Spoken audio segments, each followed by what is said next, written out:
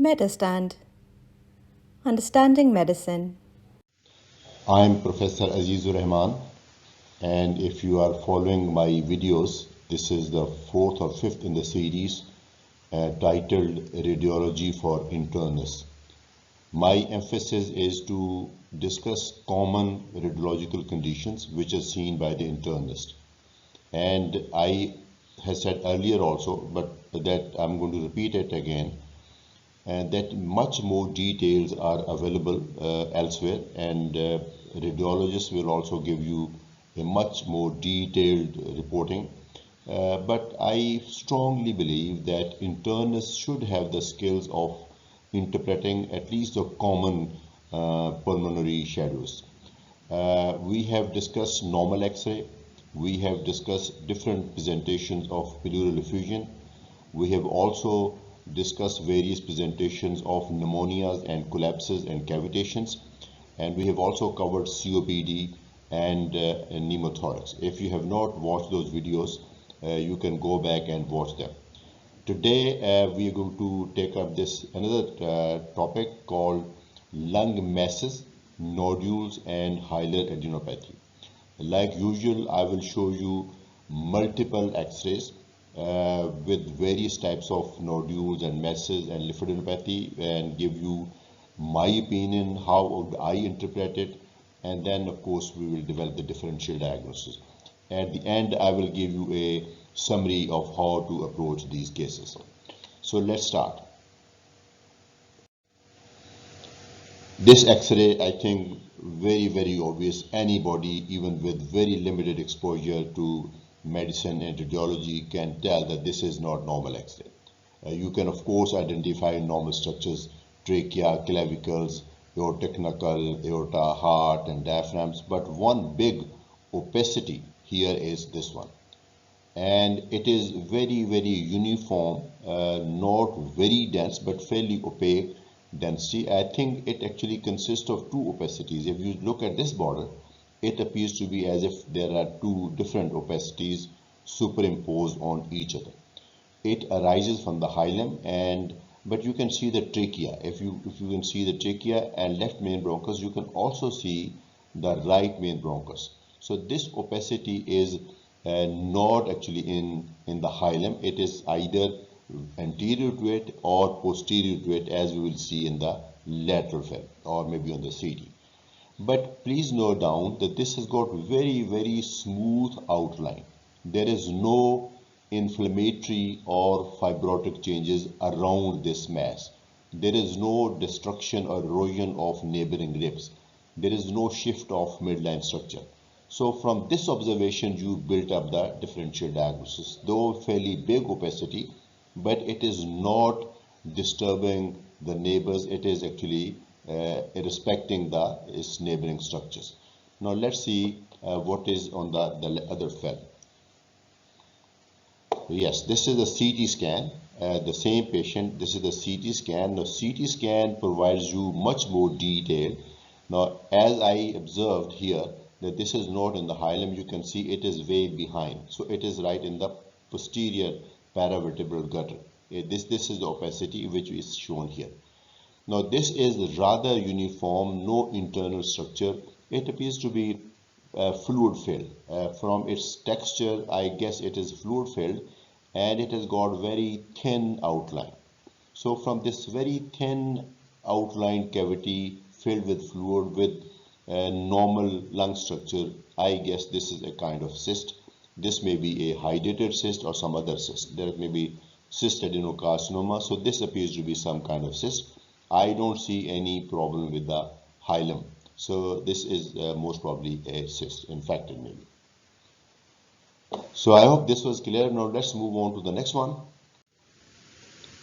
This is also not very different. So again, another very big, very smoothly outlined and uniform density shadow, which can be clearly identified separate from the heart. So it is perhaps either in front or maybe in the back. So because it can't be in front, heart is already touching the sternum. So this opacity must be in the posterior part of the chest, because you can clearly see this cardiac border. Of course, you can see the ascending aorta and aortic arch and descending aorta, and this is the opacity. And the aorta is somewhat curved. Perhaps this patient is not very young. And so this is an opacity. Again, very smooth outline, no problem with the neighboring lung. So again, I think the same differential diagnosis. This again looks like a cyst. Maybe a CT scan will tell us better. This is surely a cyst, fairly big, bigger than the other one, and it is not arising from the hilum. It is separate, and you can see this oval shape. If I have to draw the outline, it's going all the way up to the apex this way and coming back. So again, this opacity is thicker or denser, more dense than the previous ones.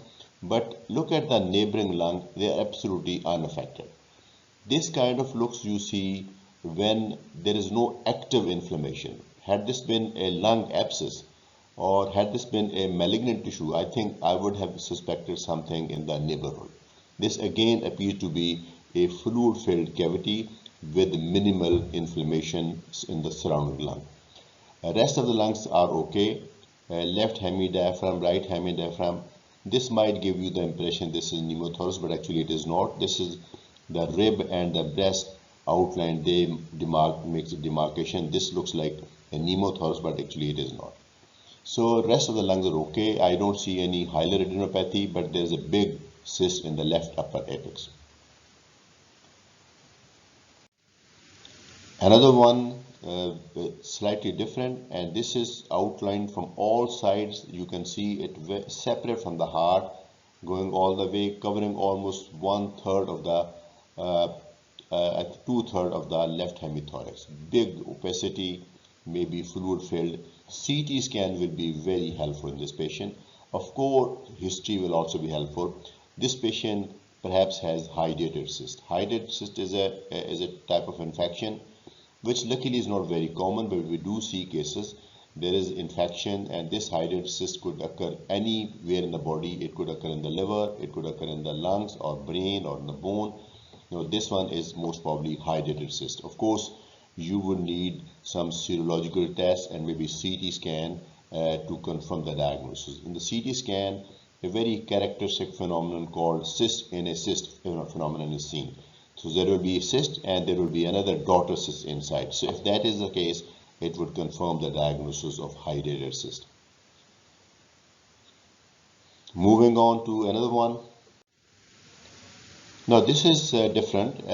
If you see, the trachea is very clearly outlined. In fact, it appears to be more prominent than usual because it is surrounded by some opacity. You can see the bifurcation here, and you can very clearly see left main bronchus, and you can also very clearly see right main bronchus, and in fact you can see further branching. This is the upper lobe, this is the middle lobe. So I think you can see this branches, and there appears to be some lymph node enlargement in the hilar. This one, for example, and this, for example, this looks like a big bunch of lymph node on the left side. Similarly, if you see this one, there looks like a big bunch of lymph node on this side also. Why do I see these are the lymph nodes? Because this is the normal anatomical location of lymph nodes, and these two opacities merge with the mediastinum. So lymph nodes are present in the mediastinum. When they enlarge, usually their medial border is not visible, only their lateral border is visible. Sometimes it may be lobulated if this mass consists of multiple lobes, but it may be just one uniform lining. You can also appreciate that there is some pulmonary infiltrate. This part of the lung, if you compare it with the corresponding left lung, is of course not normal. This part is abnormal, showing some fibrotic and inflammatory changes. So you could build up your differential diagnosis, some inflammation, fibrosis in the lung and hilar adenopathy. In my opinion, there would be only two possibilities, at least two main possibilities. One is tuberculosis. In our part of the world, tuberculosis is rampant, so we always consider tuberculosis before we consider the possibility. But another possibility, very likely possibility, would be sarcoidosis. Sarcoidosis, you know, has got various stages, and the stage where you have hilar adenopathy with pulmonary fibrosis is stage 2. So if this is sarcoidosis, this would be stage 2. I have another picture to show you. This is the cross section of the lung. This is taken from the internet. I'm not sure if this belongs to the same person, hopefully not. So this is an autopsy specimen. You can see these are lymph nodes. This lymph node, this big lymph node, this big lymph node, this. These are all hilar lymph nodes, and this one is the biggest one. So I think this corresponds with this X-ray. So these are very, very big, multiple bilateral hilar lymph nodes, very, very suggestive of sarcoidosis. In this case, there are no cavities in the lung, so I would suggest sarcoidosis or lymphoma or Hodgkin disease. So I think this kind of thing would be considered. So in this case, it was perhaps sarcoidosis. Sarcoidosis can involve any part of the body, but main diagnosis comes from the X-ray chest or the CD chest. It could affect skin, it could affect brain, it could affect joints, it could affect eyes, but lung involvement is the predominant involvement in sarcoidosis. It is very similar to tuberculosis. It is once also thought of being caused by an atypical type of mycobacterium, but I think it is a condition of unknown etiology. So this is hilar adenopathy and pulmonary infiltrates. So you can develop the differential diagnosis accordingly. Two X-rays from two different persons. Again, it is very obvious. I think you can see one opacity, this arising from the hilum. All sides are clear, but the medial side is not clear. Then another opacity, this one, again, all sides are clear, medial side is not clear, and maybe there is another one here. So this is again bilateral hilar adenopathy. These nodes are called hilar, and if there are lymph nodes here, they are called paratracheal. So this may be paratracheal lymph nodes. So these are bilateral hilar and paratracheal lymphadenopathy. Here you can see more clearly. This is actually more classical, lobulated. This is the most classical appearance of hilar lymph node. This is aorta. You can see aortic knuckle and descending aorta. This is left ventricle. So other than these two, this is this mass. Coming from this, I'm tracing it like this, and then another one. So imagine three different lymph nodes enlarging and making this lobulated mass. Medial side is behind the mediastinum. Similarly, on the right side, very, very classical, one lobe, another lobe, and maybe there is a third lobe. So this is again bilateral hilar adenopathy, and I think you may appreciate this pulmonary apical scarring. This is seen in tuberculosis, but this would suggest an old healed tuberculosis, but hilar adenopathy is always a sign of active tuberculosis. So most probably these two lesions, pulmonary fibrotic lesion and hilar adenopathy, are most probably unrelated. This could be due to lymphoma, due to sarcoidosis, due to tuberculosis, or some other malignancy, and this appears to be old healed tuberculosis. Next one, yes, hilar adenopathy. What do you think about this one? Left side is clear. This one is clear. You can see the aorta and the left heart border normal. But there are two big masses on the right side. This is one, this is and merging with the mediastinum, and the other one is much bigger. You see, it goes all the way. So this may be a large paratracheal lymph node or another mass.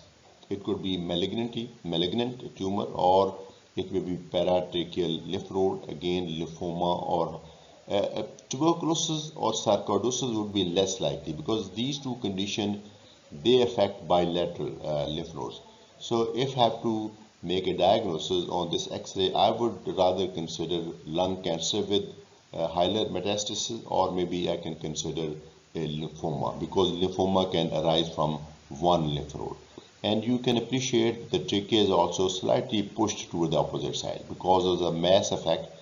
This big mass effect is pushing the trachea to the opposite side. All right. So, and the rest of the lungs are okay. maybe very small peripheral, very small, just a rim of not significant. So another case of a nodule or mass in the lung. Differential diagnosis, if this is lung cancer, this might cause Pancoast syndrome or Horner syndrome, and I'm sure you know what are those conditions. Horner syndrome is a triad of some signs, including small pupil, absent ciliary pupillary reflex, and small ptosis. And Pancoast syndrome is when there is obstruction of the veins coming to the chest and there is facial edema. This is caused by any tumor which is present here in the apex. Let's move on. This is another tumor. This is certainly not lymph node because it is way away from the hilum and it's in the apex. It is most probably a tumor, most probably a malignant tumor arising from the bronchus. But you see, there appears to be some mass here. This could be paratracheal lymph node, and this is a rounded mass. You can build up the differential diagnosis. Tuberculosis can also produce apical lesions, but for tuberculosis, I think this lesion is a little more homogeneous and small. This more looks like a tumor, and then you can see some infiltrates here also.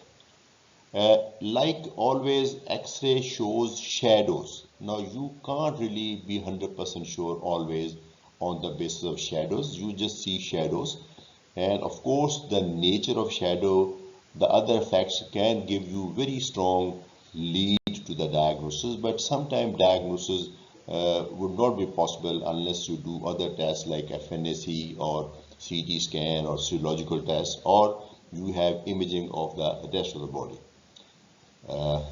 But X-ray, of course, is very useful. This is a very big mass, not a hilar node, because you can see this mass is very clear from the mediastinum. This is aortic knuckle, descending aorta, left cardiac border, but there is a big mass. This big mass is homogeneous. The outline is quite smooth, but there is this part is a little hazy. Maybe there is partial atelectasis or maybe some fibrosis. If this is fibrosis, this could be a lung abscess, or this could be a malignant tumor, and this could be a secondary tumor, could be hydatid cyst also. So I think you can't really be 100% sure what it is, but you should be sure that there is an opacity in the left lung occupying almost 1/3 of the lung with clear hilum and some fibrotic changes. Right? Okay. There are two X-rays of two different people, both showing apical masses.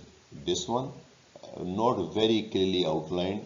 This one and this one. Both are apical masses. To me, they look very much like malignant tumors because of their slight irregular boundaries. For example, this is not very sharp like we saw previously.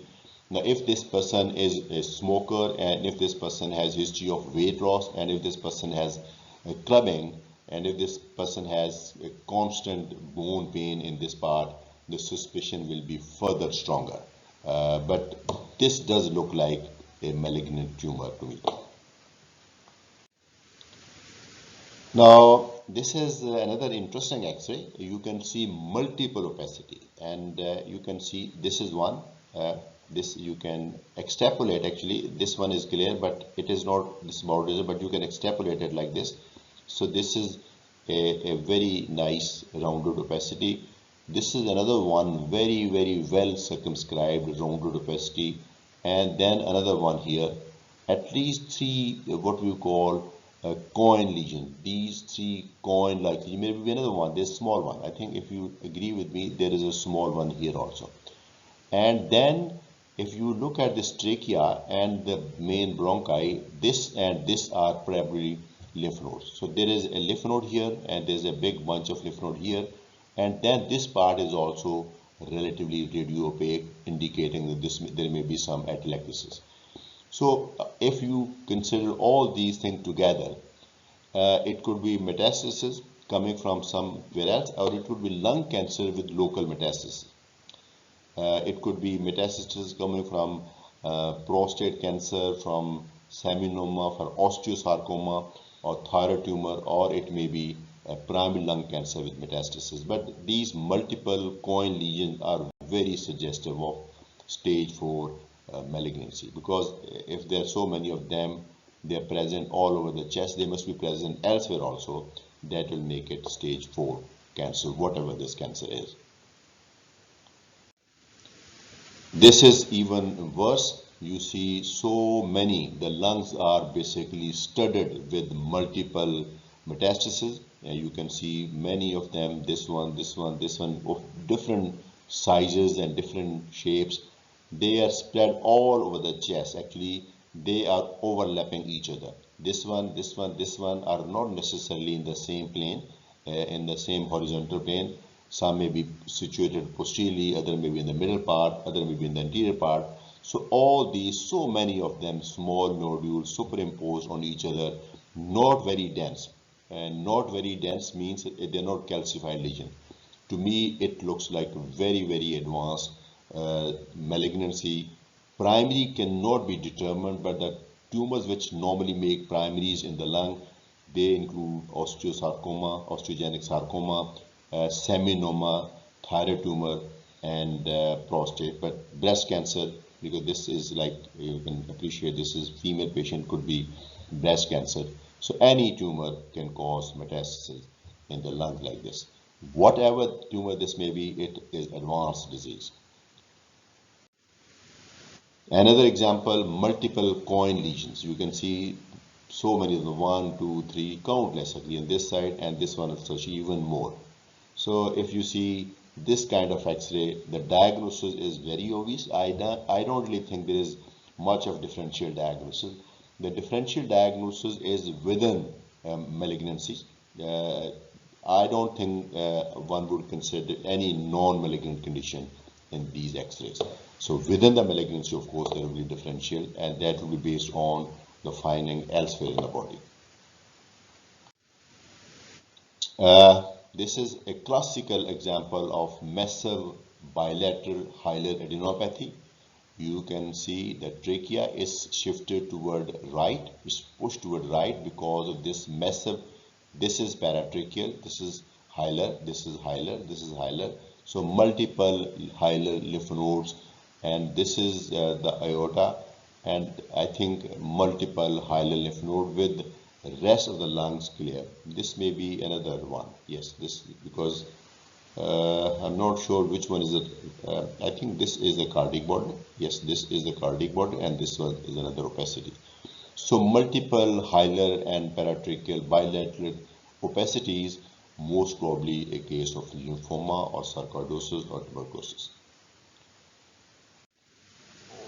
Very similar to the same and the previous one, the big lymph node, very clear, sharp outline, medial border not visible because it is merged with hilum, and the right side also shows this one is hilar lymphadenopathy, and this is right paratracheal lymphadenopathy, trachea is visible. So again, the differential diagnosis. I'm not sure if you would agree with me. There is a small rounded coin lesion here, this one, and similarly this one. You just have to stretch your imagination to appreciate. I'm pretty sure about this one, but not very sure about this one. But the multiple opacities in this X-ray.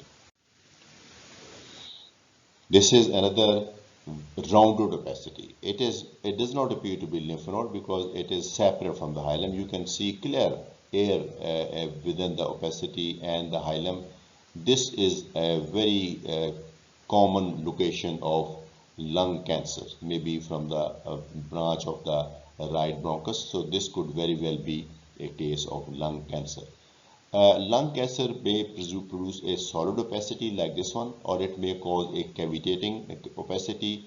It may lead to collapse of the lung, it may lead to consolidation of the lung, it could infiltrate in the pericardium, may cause pericardial effusion, it may infiltrate in the pleura, may cause pleural effusion, it may erode the ribs, it may erode the vertebrae. All these findings, if present, they will substantiate the diagnosis of lung cancer, particularly small cell lung cancer. What do you see here? There's a coin-like lesion. This is called coin-like lesion, a small nodule, very far from the hilum. So it's certainly not a lymph node, because lymph nodes are normally not present in the lung parenchyma. At least that's what I think. This may be a primary tumor arising from the lung, or it could be solitary metastasis. You saw X-ray with multiple metastases, but there could be somebody with just one solitary metastasis. Occasionally, there's something called hamartoma. Hamartoma are cartilage lesions. They are present since birth and they grow with you. And if you happen to have a previous X-ray of this person, that will tell you if this lesion is growing or not. Now, if you see this kind of lesion, I think you should always ask the patient if by any chance this patient has a previous X-ray. If the previous X-ray shows the same lesion, then and it is not growing, it could very well be a very harmless condition called hamartoma. And sometimes we go ahead with the FNAC, CT guided FNAC or ultrasound guided FNAC, transcutaneous or transbronchial. But sometimes we, if the patient prefers, then sometimes we just have to wait and see. And after 2-3 months, we can have the X-ray again and see how fast this lesion is growing. One can develop the differential diagnosis. If it is growing fast, it could be some inflammatory lesion, and if it is not growing at all, it could be a hamartoma, and if it is growing slowly, it is likely to be a tumor. Another X-ray, this is a big apical opacity. Now this opacity is in contact with the chest wall. It appears to be malignant. It does not appear to be inflammatory because it is so much close to chest wall. This is the habit of malignancy, because malignancy does not respect the neighborhood. It just erodes or eats up whatever comes on its way. So this is actually impinging upon the costal margin. I guess this is a malignant process, and if this person has malignancy, that person may have Horner syndrome or Pancoast syndrome. Trachea does appear to be slightly pushed to the opposite side, but Hilar are clear. You do not see any hilar adenopathy. The rest of the lungs are also normal. Diaphragm, costophrenic angle, cardiophrenic angles, they all look normal, but there is an opacity here. Multiple opacities, very small but very dense. Now this is very characteristic of calcified lesion, and these may not be very serious. This is certainly not metastasis, because metastasis, if there are so many, they can't be that dense if they're so small, because metastasis consists of soft tissue, and soft tissue cannot produce that intense shadow. These are calcified lesions. This patient may have history of some pneumonia, tuberculosis, some kind of like inflammation, some infection, maybe in the past, maybe 10 years ago, maybe 20 years ago. This is just a sign of old infection, but this does not impress me as metastasis. A coin lesion, if you see this X-ray, you see this coin lesion. Again, it is not possible to say for sure if it is inflammatory or malignant or hamartoma, if it is or primary or secondary metastasis, but this definitely would lead to some suspicion. And if you see the lateral film in this patient, it is situated quite posteriorly here. Maybe a neurofibroma. Neurofibromas, they can arise from here. They may cause a lesion like this. Maybe hamartoma, maybe primary lung cancer, maybe metastasis. So just this little nodule. As an internist, you must be able to pick up this abnormality and develop the differential diagnosis. the ultimate diagnosis will of course need more information. Now we have, I've shown you multiple X-rays with the various shadows, apical shadows, hilar shadows, bilateral shadows, coin lesions, and multiple metastases and cystic lesion. And now let's have the summary slide, causes of pulmonary nodules and coin lesions. I have actually discussed them, but let me give you a list. Malignancy. Malignancy may not be the commonest cause, but that is always which we put at the top because we do not want to miss any patient with malignancy. So malignancy should always be considered first, and in lung, primary or secondary malignancy is definitely a common differential diagnosis. Metastasis, again, depending upon the pattern and depending upon where the primary is, you will make the diagnosis. Abscesses. In abscess, patient would have fever, patient would have neutrophilic leukocytosis, and patient would have some fibrotic changes surrounding the lesion. Unlike cysts, which are relatively sharp without any surrounding reaction of the lung. Then cyst, hydatid cyst or benign cyst, or sometimes lung cancers can also be cyst. Hamartomas, this is cartilage lesion which may be present since birth, only diagnosed whenever an X-ray chest is done for whatever reason, because these are benign lesions. These lesions do not cause any symptoms, so they are just picked up incidentally. Now, but you can't simply ignore them. You will be sure about hamartoma only if you're able to compare with the previous X-rays or if you follow it up. So I think that is how we make a diagnosis of hamartoma. Then encysted effusion. In my second module, I showed you sometime a fluid in the pleura can be encysted, because of inflammation, it may make a cyst, and that is typically seen in some fissure, transverse fissure or oblique fissure, or it may be against chest wall or the mediastinum. And that is also called phantom tumor or vanishing tumor because with time it disappears. It may look like tumor initially, but actually it is not a tumor. It is a fluid, and fluid tends to be absorbed once the underlying disease is treated. Artifacts. Now there are many artifacts. I think I might have one X-ray just showing the artifacts. There are many artifacts. Artifact is something which is there, but it is not actually indicated some disease process, maybe something on the clothes or something else which is casting a shadow. So very interesting, something in patient's pocket and hairpin, thing like that. So I think very interesting topic, but you be aware of the artifacts that do not let you diagnose a wrong condition because you can be misled by artifacts. An approach to the diagnosis of pulmonary nodules, clinical feature. Any nodule, I think you have to correlate with clinical feature. Somebody with clubbing and waist loss, somebody with fever of several weeks duration, and somebody with some abnormality in the peripheral smear. So they all suggest different differential diagnosis, correlate clinically.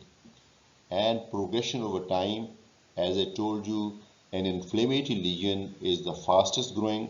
You would notice significant increase in size over weeks. And then hamartomas or benign lesions, they grow very slowly or not at all. And then malignant growth, they have moderate growth speed. So if you happen to see the previous X-ray, then you can see how fast the lesion is growing. That might help you to make a diagnosis. Calcification.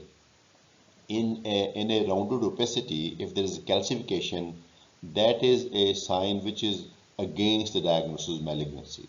I'm sure every rule in this world has an exception, but general rule is that a calcified lesion in the lung is not malignant. Cavitation usually indicates some inflammatory condition, tuberculosis or some fungal infection or some cyst. But malignancy can also produce cavities, and I showed you in my last lecture how to differentiate between an inflammatory cavity and a malignant cavity. Bone erosion, if present, that is highly suggestive of malignancy. Thank you very much. This has been Professor Aziz-ur-Rehman from Medurstand. I hope I gave you a reasonable account of these masses and rounded lesions, cone lesions, and the Hilar adenopathy, and I hope that you are now able to pick up these abnormalities and build a differential diagnosis. Thank you very much, and I really look forward to see you in my next module, which would be on I think miscellaneous condition or diffuse pulmonary shadowing. Till that time, look after yourself. Thank you very much.